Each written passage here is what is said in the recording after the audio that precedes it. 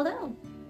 Thank you for coming to walk with me on what I have in Georgia. It is a cloudy, dreary day. There's been some rain, there's been some storms, but I don't mind that on the days that I'm off work and can just kind of enjoy that type of weather. So it's a great day for reading if you're a reader. And speaking of books, today I want to talk to you about a book I read this month called First Line Wins by Ashley Elston. And in case you want to keep pace with me, I'm walking at 1.5 miles per hour. And don't forget to set your exercise gadget if you have one like I have on my Apple Watch. Okay, so First Line Wins, if you haven't heard about it, I'm going to tell you what the genres it is listed as on Goodreads.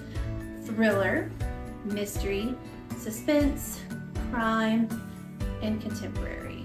That's what they kind of have it labeled as. I actually read this book as part of a book club that I'm in at work, and a friend that is in that book club with me, we read some kind of intense crime thriller novels. So when we were trying to figure out if we actually agreed with is this a thriller, I started calling it a thriller light.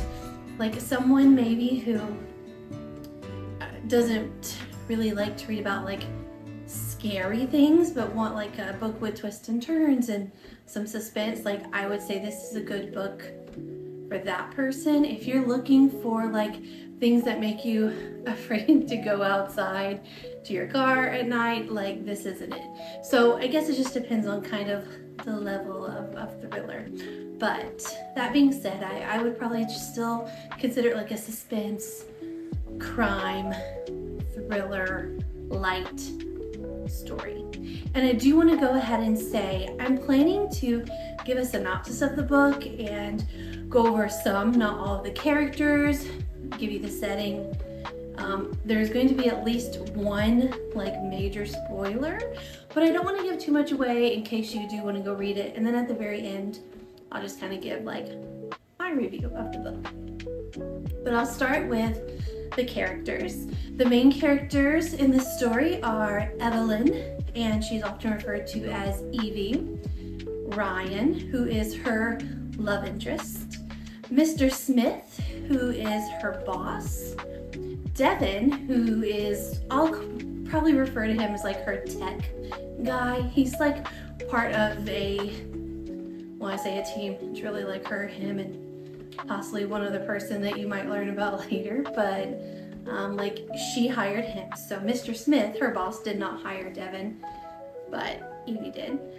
There's Luca, and I'll explain a little bit more about who that is, and then someone named Amy.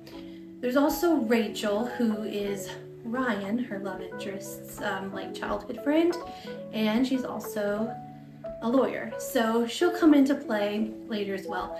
Now there are a few more characters in this novel, but these would be the main ones that you would really need to know for this synopsis. So for the setting, I'm gonna say it varies because this book does have flashbacks, and during the flashbacks you are in some different locations, but it starts out and its main setting throughout is in Louisiana. Also North Carolina, mostly that's part of a flashback. She visits it, she visits this place later also toward the end. And then she's also in Georgia in a flashback and towards the end. I think there's a few other places that were mentioned, but they weren't places that you really need to know or were a main part of the story. So let's talk about the plot. It starts out with Evie and Ryan at Ryan's house, and they're preparing for a dinner party that they're about to have with his friends. So they want to make everything nice. She's not met his friends yet.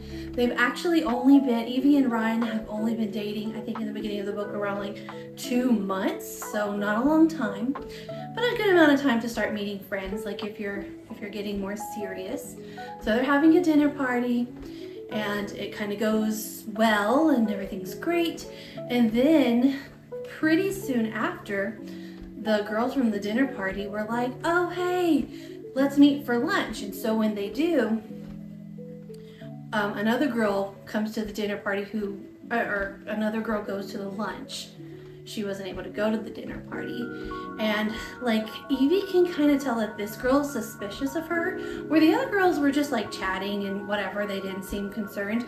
But the girl who didn't get to go to the dinner party but is now at this like lunch is Rachel, who will come into play, as I mentioned, later. Okay, so they're having lunch, they're getting to know each other. It seems like a pretty normal little story of girl moves to town, girl meets boy, they start dating, they have a relationship. But soon after meeting, they end up going to a Kentucky Derby party. And at this party, Ryan's old friend named James shows up. And James comes with a girl that no one has ever met. And they start chatting with her, they get to know her, and her name is Luca. So as Evie and Ryan are getting to know Luca, you can tell, this is the spoiler by the way, so spoiler alert, you can tell that Evie's like feeling kind of weird. Like you don't know why yet, but she's like really suspicious of this Luca character. She like mentions, wow, we look a lot alike, our hair's the same length, and my hair used to be lighter, and our builds are like similar. And she's like, why are you like mentioning that? And then Luca talks about how she doesn't really have family anymore. Her mom had passed away with cancer when she was like a young adult. So she's just kind of like alone in the world, that kind of thing. And so suddenly in this story, Evie gets like really upset and just kind of has to like dismiss herself and go to the restroom, and you're just like, what's going on? And what happens is Evie's like, that's my story, that's my name, that's why they look so similar, because this Luca person is impersonating Evie, but Evie's real identity is a girl named Luca. So basically, Evie's job is to assume identities of other people and get to know them. And she gets like her mark and her information about a person through like a PO box, and she just goes and checks in, and that's how she gets the information. She's not like directly meeting up with like her boss, but she collects this information, whatever is asked of her, and she sends it back to Mr. Smith, who is her boss. And so throughout the story, you get several flashbacks to other jobs where she's supposed to be on this mission to like find out certain information about like politicians, and there's like a football coach at a college, so people like that. She's trying to either get dirt on them or create dirt to get. And so yeah, so she finds herself though like noticing that and she was like a nanny. That was like one of her first flashbacks, is she was a nanny, and she like got attached to the kid and felt bad for the kid and what he was going through. And so she starts to notice that some of these people she's supposed to be collecting information on like are good people, and she doesn't always want to do it. And sometimes she even will fudge the information. And one job she flat out told Mr. Smith, like, there's nothing on this guy, he's not a bad guy, like I don't know what to tell you. And Mr. Smith wanted her to like plant some fake information, but instead of doing that, she set some other people up so that she could and then she ended up telling the politician guy the truth. so she could kind of have him in her back pocket if she ever needed him in the future. And also she was able to give Mr. Smith some intel on some other people, so it worked out pretty much. And she was also able to get away from like the middleman that she used to have to go through to get to Mr. Smith. So she's really starting to like make a name for herself in this weird little company. But anyway, one of the flashbacks is to like her teens, and mostly she's like right at the end of high school, it seems like, in this. But her mom and her live in a trailer. Her mom's like a seamstress, like she works from home, and her mom got cancer. And when that happened, they weren't able to really make ends meet. And so Evie, who at the time, she was Luca, her real identity, was working at like a flower shop, and she would notice the women coming in like wearing nice jewelry, like women who are gonna have like engagement parties or host charity events or something like that. And she would just kind of start noticing, and she had their address because she was going to deliver flowers. So she started like going in and stealing their jewels, and then like melting down the gold and taking the jewels out and going somewhere else to sell them. So she was trying to like, she was starting her life of crime, we'll say, to try to just help make ends meet because she didn't know what to do. But she became really good at that, and because she did, people, well I say people, Mr. Smith in particular, started noticing. I don't know how, it never really said how he found out about her, but he started noticing, and that's good for her because she'd kind of moved on from the jewel stuff and was putting credit card readers. When she was like working at events, she was waitressing at an event, like these big events, and putting credit card readers on them and stealing people's information to use later. And she got caught, so she was about to go to jail. But then this random detective showed up and kind of took her, and I really thought he was going to be a bigger part of the story, but we never heard from him again. But like he like took her to the side. He's like, I'll take her to book her or whatever. But instead he was basically like, there's somebody who wants to talk to you. You can get your stuff back. There's an opportunity. It'll keep you out of jail. So she's like, at this point her mom has passed away, and she's just already in this life of crime, and I guess was working out for her up until now. So she's like, okay. So that's when she meets with Mr. Smith over the phone, because there's the guy named Matt, who I didn't mention really in the beginning, but he's just kind of the in-between, like the middleman. Like Matt communicates with her what Mr. Smith wants, and she tells Matt, and Matt tells Mr. Smith, so he's just the middleman. But she decided, like, he's basically like, if you work for me, you just gotta do like what I say, kind of no questions asked. You gotta change your identity, you gotta move from place to place, but you'll get paid really well. And so she's kind of at a crossroad, like she could like stop this life of crime and try to do something else and not have this like looming over her, or she can take this route and continue this life of crime. And so she took the crime route. So that's what she's doing, and eventually she realizes she's gonna need help, like with being able to gather information on things and technology kind of things. So she finds this guy named Devin, and him and her like meet up on a train, and it's like very like, you don't know what's about to happen, then you find out like, oh okay, that was their way of kind of meeting for the first time. And so he's around for the rest of the story. He's a good character, I really like him. He really saved her more than once. So she's working these jobs for Mr. Smith. She has Devin underneath her, helping her out. I'm not gonna say underneath her, but helping her with things as well. And then Mr. Smith has this big test. He wants this piece of art that someone has, and so he tells, and at this point I don't know how many like associates, we'll call them, that he has, but he tells them like, this is a test, or this is like a game, basically, like see who can get it, blah blah blah. So without Devin well, Evie gets it. That's a spoiler too, I guess. But without Devin, she would not have been able to get to it because he like found out how to get to it and all this stuff. So she gets it, gives it to him, and she wants to know like who else was competing for this. So Devin looks into that because he has like security footage of this house where she had to steal this artwork from. And so he gets to see the other people there. Well, the other people, Mr. Smith got rid of. And it appears that he like offed them.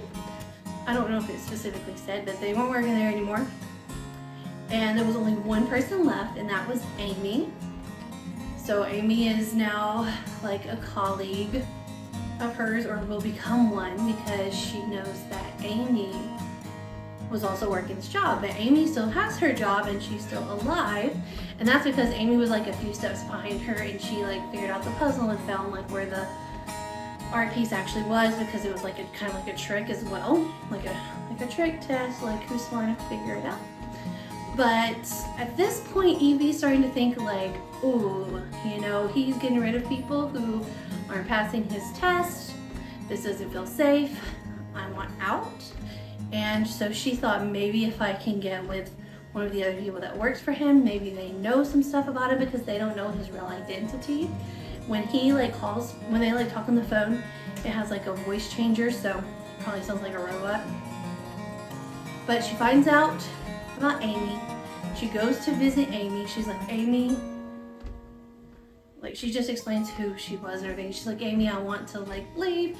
Amy's like, yeah, I've tried that before. It doesn't go very well. So it kind of leaves it at that, and you don't really know if they spend a lot of time working together or if they're working behind the scenes. Doesn't really mention that again. You learn about Amy because Amy ends up being a job for Evie. Like Amy becomes Evie's mark in Atlanta, because Amy was supposed to be getting some information about someone and things kind of go south. And so Evie's there trying to figure out what's going on, and like Evie and Amy meet in a bar, and Amy's like, I know who sent you, and they're like having this big altercation. Anyway, shortly after, the hotel that Amy's staying at, the room like catches on fire and burns. So all this leaves Mr. Smith feeling really suspicious about Evie, and now he thinks Evie has information about his client and possibly about him. And he knows that she stores something somewhere, but he doesn't know what. And that kind of comes into play a little bit later. But back to the main timeline. The main timeline is when with Evie and Ryan in Louisiana. I mentioned they just went to the Derby, the Derby party. She just found out that Mr. Smith has sent a fake Luca to impersonate her, throw her off her game or whatever. But a few days later, Evie and Ryan are like at Home Depot or something, shopping for some plants. They're gonna do a garden, and they bump into James and Luca. They end up inviting them back for dinner. They have like some wine, they hang out a little bit, and while the boys are outside throwing around the football, Evie decides to let Luca know, like, I know who you are, I know who sent you, I know why you're here. And so yeah, that got a little heated.